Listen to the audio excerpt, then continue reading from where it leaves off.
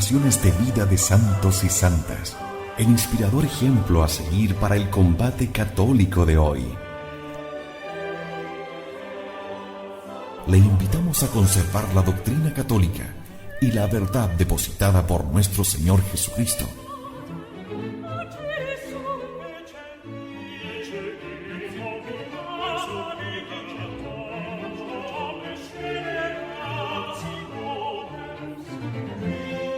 Somos Convicción Radio, auténtico catolicismo, por la gloria de Dios y la salvación de las almas.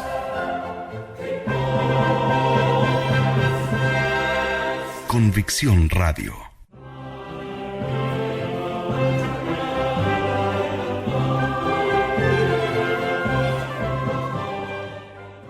Una vez más, queridos amigos, llega hasta ustedes Vida de Santa Teresita de Lisieux.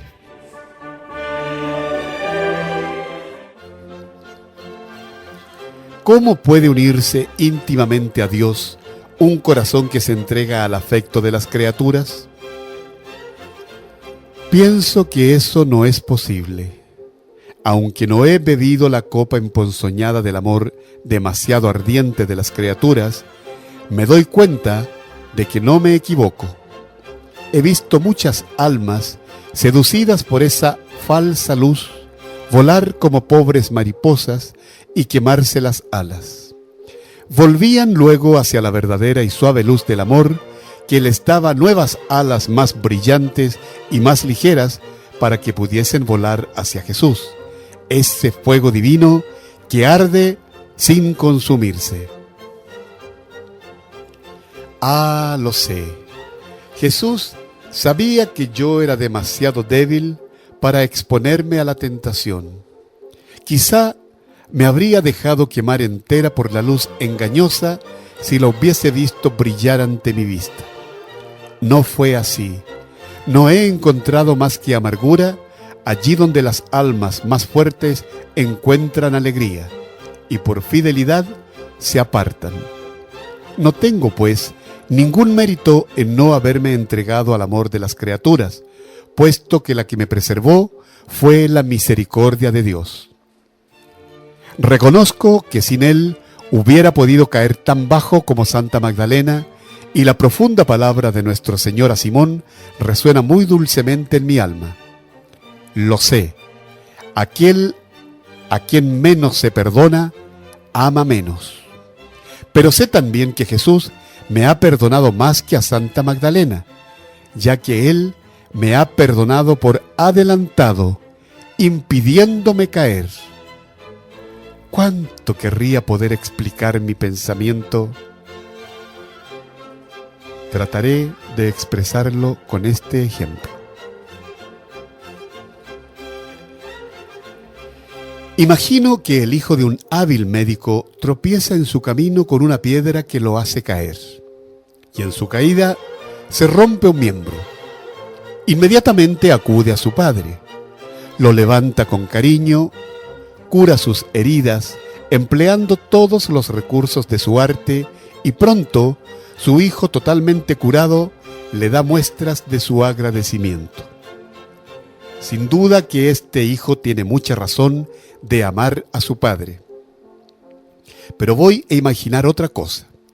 El padre, habiendo visto que en el camino de su hijo se encontraba una piedra, se apresura a adelantársele y la retira sin que nadie lo vea. Ciertamente, este hijo, objeto de su preveniente ternura, al ignorar la desgracia de que ha sido librado por su padre, no le demostrará su agradecimiento, y lo amará menos que si hubiera sido curado por él. Pero si llega a conocer el peligro de que se ha librado, ¿no lo amará acaso mucho más? Pues bien, yo soy esa hija, objeto del amor preveniente de un padre que ha enviado a su Verbo para rescatar no a los justos, sino a los pecadores. Quiere que yo lo ame porque me ha perdonado no mucho, sino todo. No esperó que lo amase mucho como Santa Magdalena, sino que ha querido que yo sepa como me había amado con un amor de inefable previsión, a fin de que ahora lo ame hasta la locura. He oído decir que no se ha hallado un alma pura que ame más que un alma arrepentida. ¿Cuánto querría desmentir esa expresión? Me doy cuenta de que estoy muy lejos de mi tema, por eso me apresuro a volver a él. El año siguiente a mi primera comunión pasó casi por entero sin pruebas interiores para mi alma. Fue durante mi retiro de segunda comunión cuando me vi asaltada por la terrible enfermedad de los escrúpulos. Hay que haber pasado por tal martirio para comprenderlo realmente.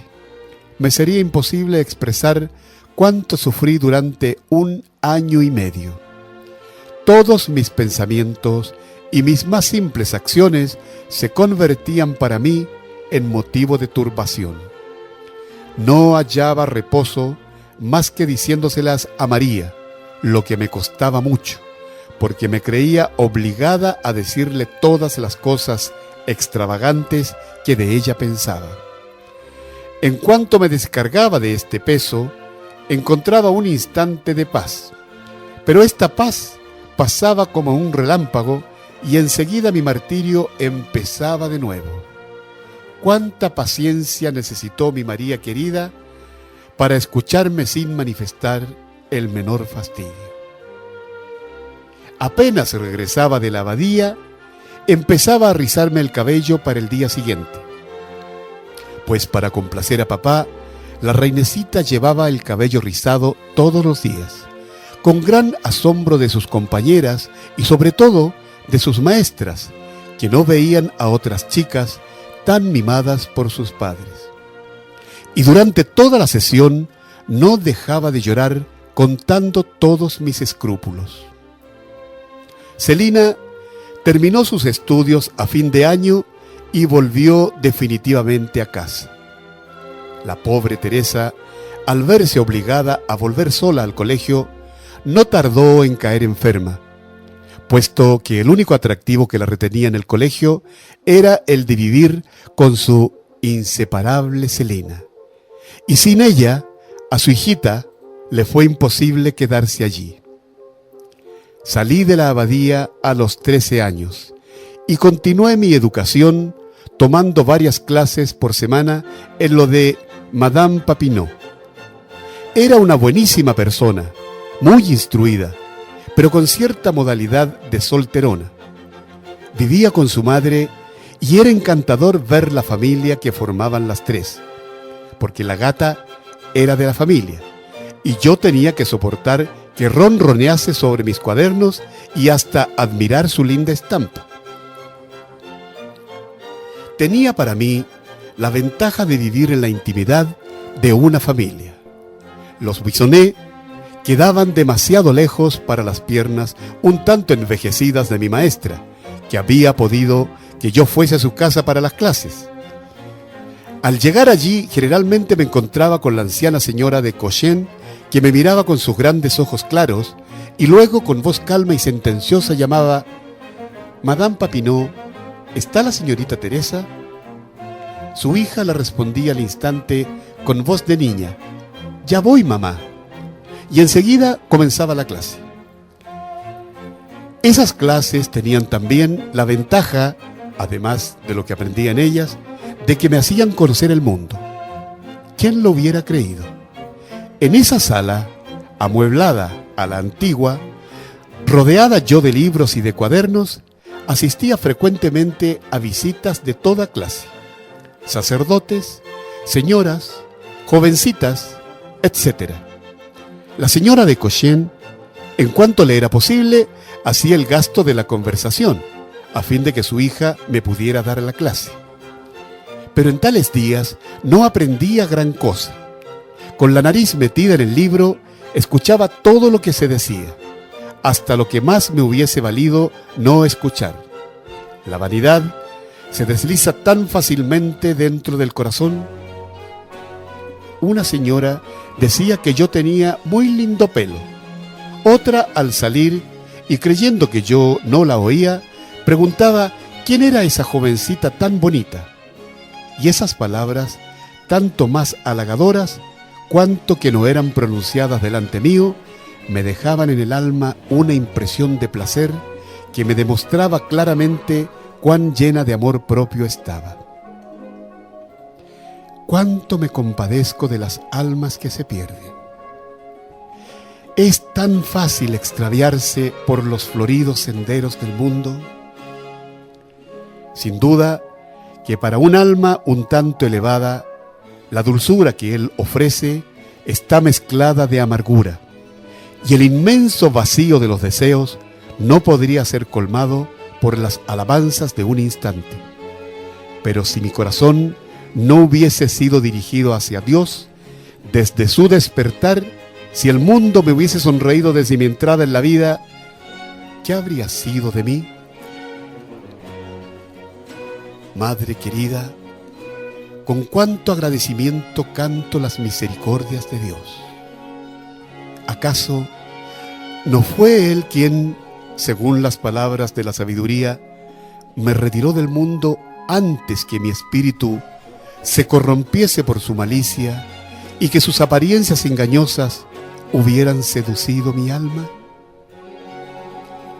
También la Santísima Virgen velaba sobre su florecilla, y no queriendo que se fuera a empañar con el contacto de las cosas terrenales, se la llevó a su montaña sin esperar a que abriese su corola. Entretanto, y a la espera de ese feliz momento, Teresita crecía en el amor a su Madre del Cielo.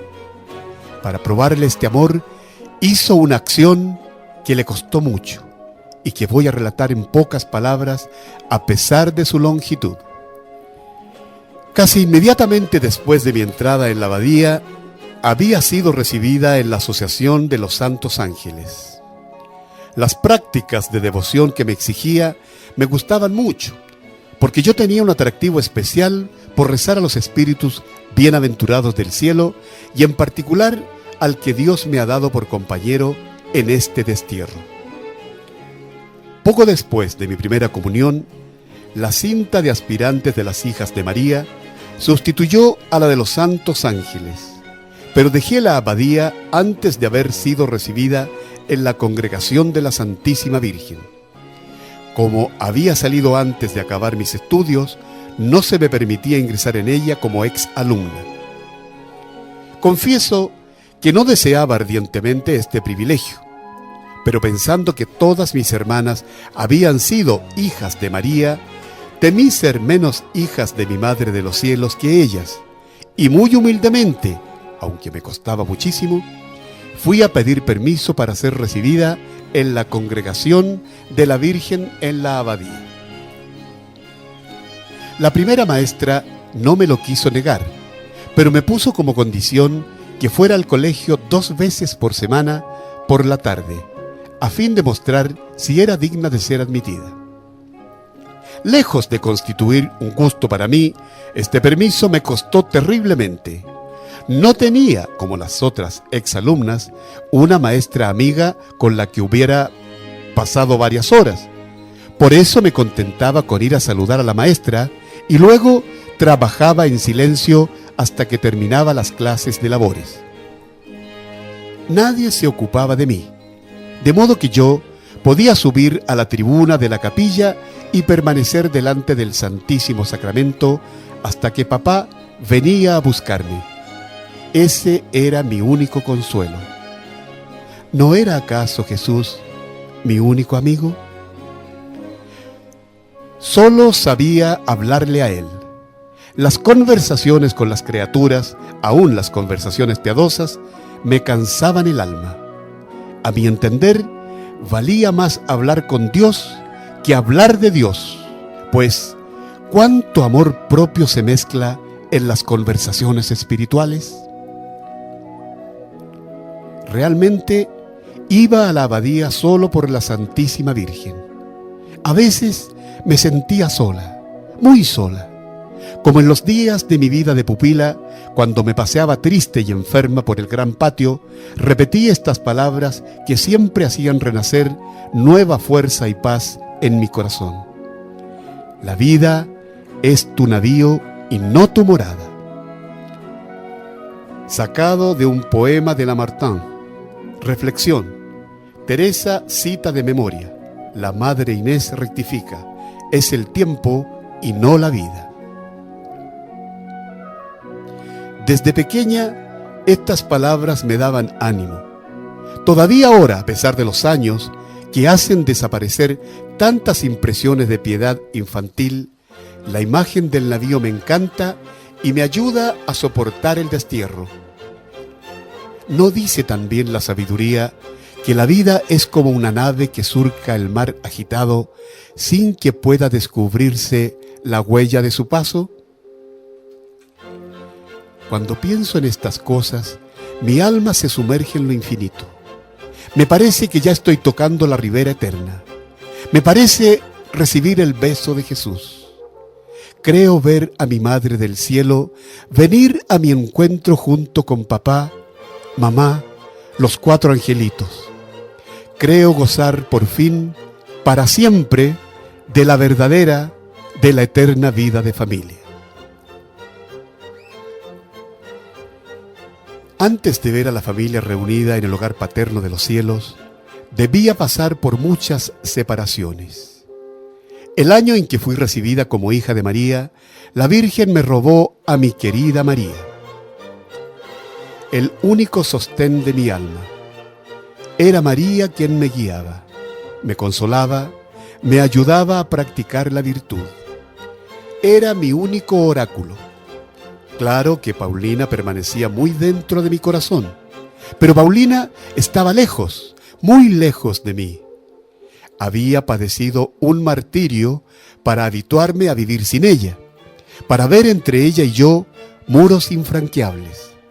Pero al fin había acabado por reconocer la triste realidad. Paulina estaba perdida para mí, casi como si estuviese muerta. Me amaba siempre, rezaba por mí, pero a mis ojos, mi Paulina querida se había convertido en una santa que no podía ya comprender las cosas de la tierra. Y las miserias de su pobre Teresa, si las hubiera conocido, le habrían asombrado e impedido amarla tanto como antes. Por otra parte, aunque hubiese querido hacerle mis confidencias como en los Buissonnet, no habría podido. Los locutorios eran solo para María. Celina y yo teníamos permiso de entrar al final, justo para tener el tiempo de que se nos apretara el corazón. De modo que en realidad no la tenía más que a María. Me era, por decirlo así, indispensable. Solo a ella confiaba mis escrúpulos y le era tan obediente que nunca conoció mi confesor mi molesta enfermedad. Yo confesaba exactamente el número de pecados que María me había permitido confesar, ni uno de más, de modo que hubiera podido pasar por ser el alma menos escrupulosa de la tierra, aunque lo era en grado extremo. María sabía, pues, todo lo que pasaba en mi alma. También conocía mi deseo de entrar en el Carmelo, y yo la quería tanto que no podía vivir sin ella. Todos los años nos invitaba mi tía por turno a su casa de Trouville. Me hubiera gustado mucho ir, pero con María. Cuando no estaba con ella, me aburría mucho. Sin embargo, una vez estuve muy contenta en Trouville. Era el año en que papá viajó a Constantinopla.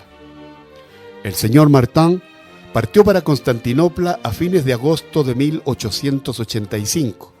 La estadía en Trouville se sitúa en la segunda quincena de septiembre.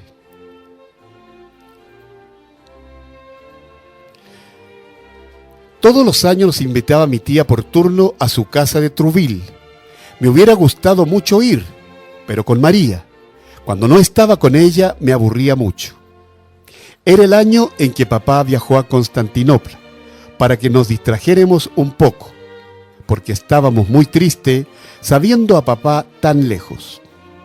María nos mandó a Celina y a mí a pasar 15 días junto al mar.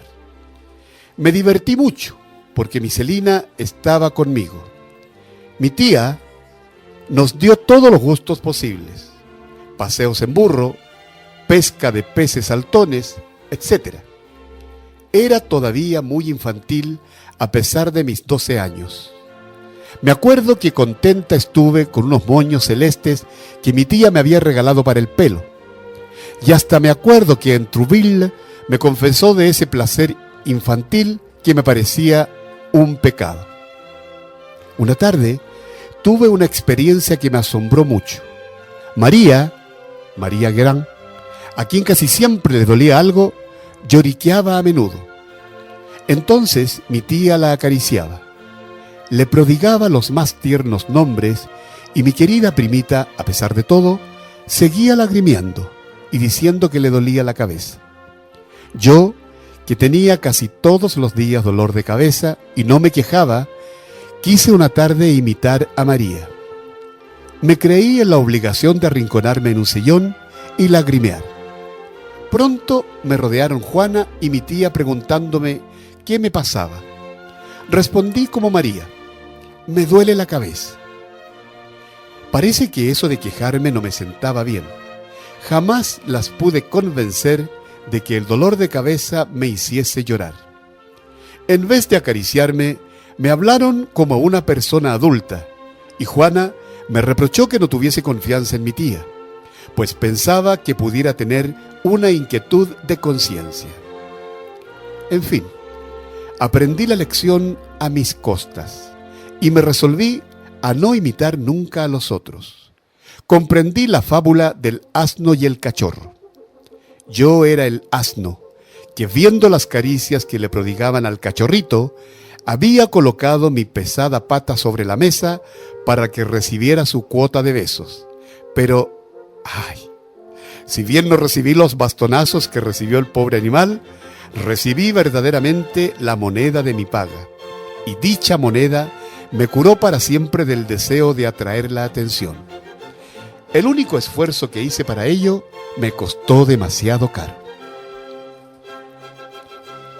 El año siguiente, que fue el de la partida de mi querida madrina, mi tía me volvió a invitar, pero esta vez a mí sola, y me encontré tan fuera del ambiente que a los 2 o 3 días caí enferma y tuvieron que llevarme de vuelta a Lisieux.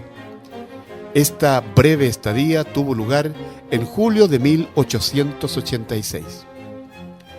Temieron que mi enfermedad fuera grave, pero fue tan solo la nostalgia de los Buissonnet. No bien puse el pie en casa, volvió la salud, y a esa niña iba a quitarle Dios el único apoyo que la ataba a la vida. En cuanto supe la determinación de María, resolví no buscar placer alguno en la tierra.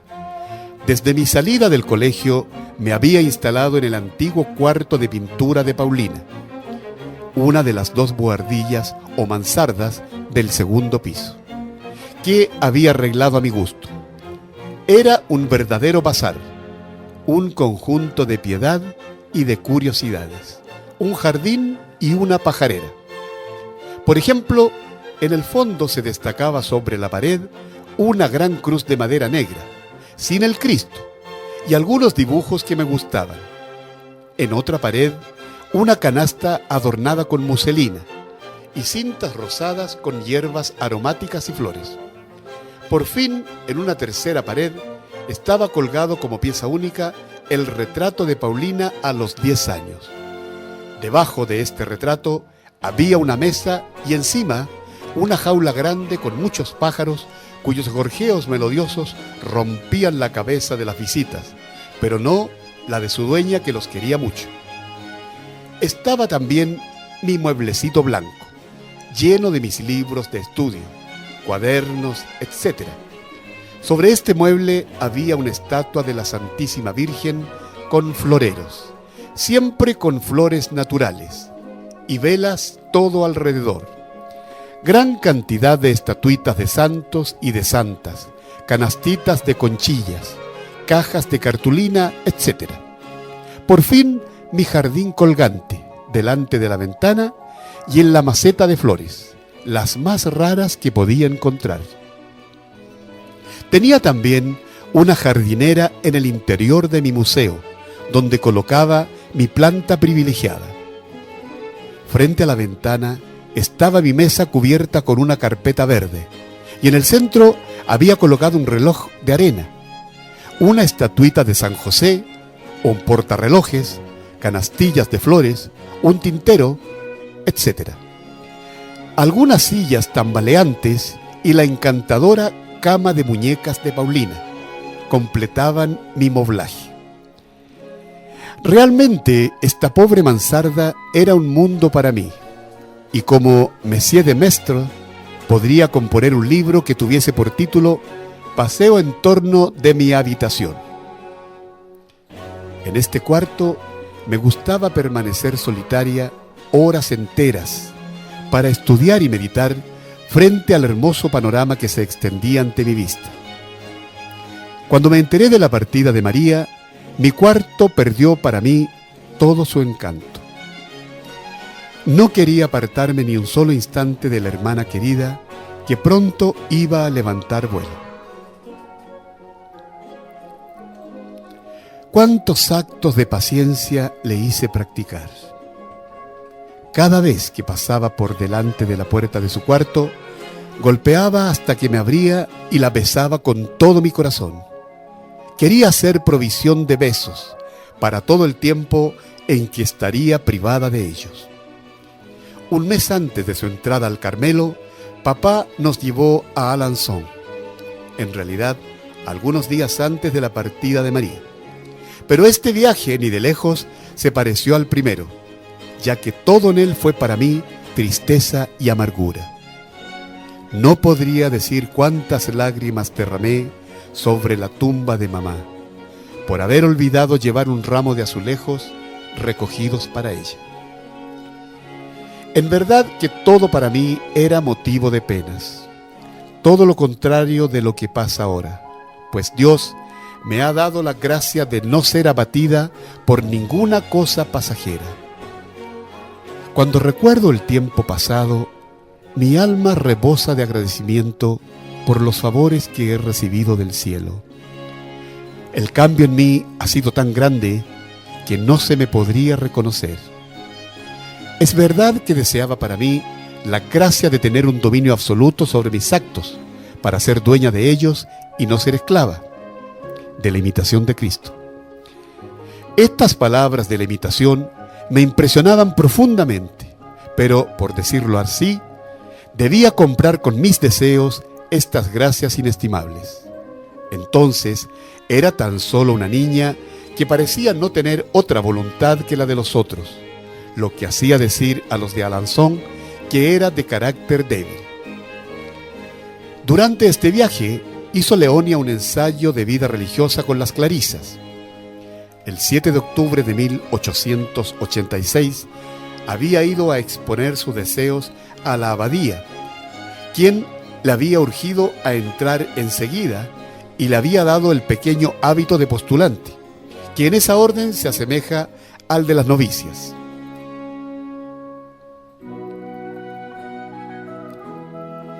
Me causó pena su extraordinaria entrada, pues la quería mucho y no había podido darle un beso antes de su partida. Jamás olvidaré la bondad y la perplejidad de nuestro pobre papá cuando nos tuvo que anunciar que Leonia tenía ya el hábito de Clarisa. Como nosotras, encontraba la cosa muy extraña, pero no quería decir nada porque veía el disgusto de María.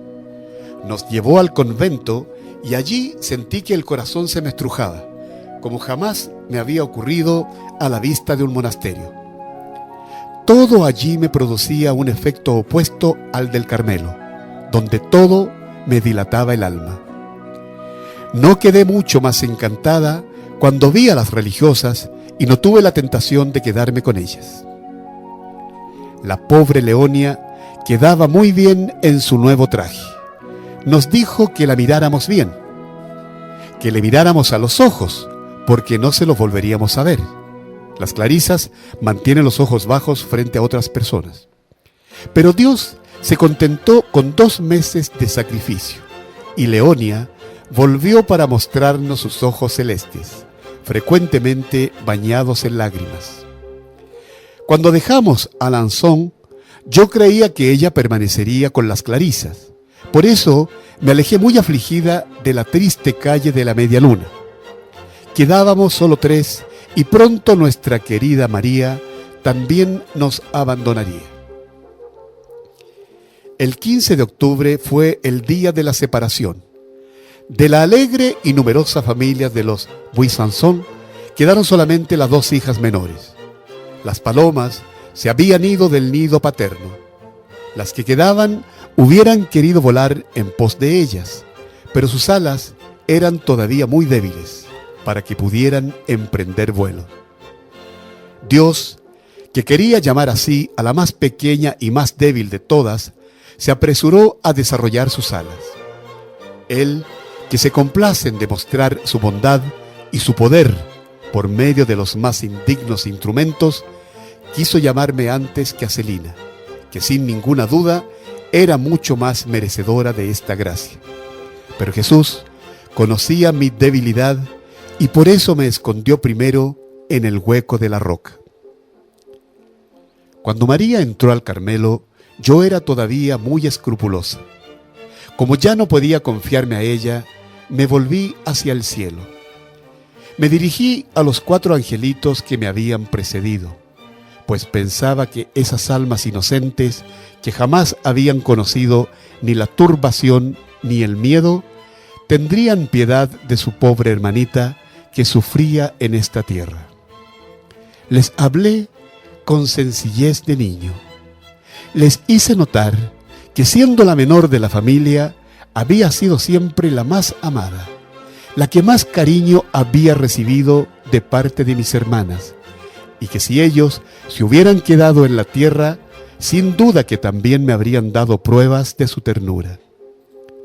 Su partida para el cielo no me parecía una razón para que me olvidaran.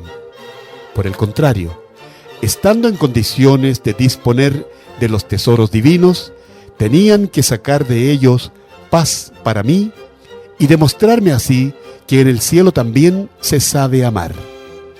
La respuesta no se hizo esperar. Pronto un delicioso torrente de paz inundó mi alma y comprendí que si era amada en la tierra, también lo era en el cielo. Desde entonces creció mi devoción a mis hermanitos y hermanitas, y me gusta conversar frecuentemente con ellos, hablarles de las tristezas del destierro, de mi deseo de ir pronto a reunirme con ellos en la patria.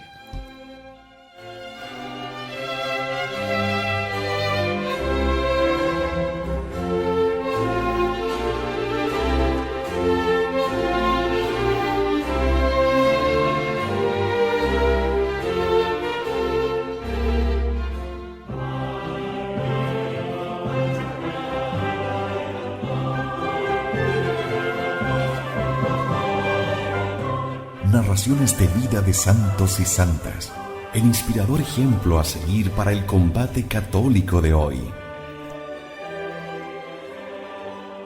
Le invitamos a conservar la doctrina católica y la verdad depositada por nuestro Señor Jesucristo.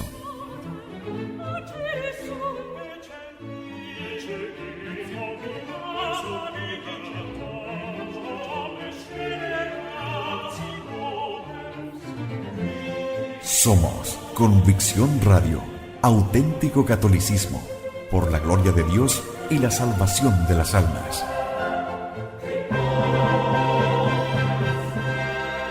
Convicción Radio.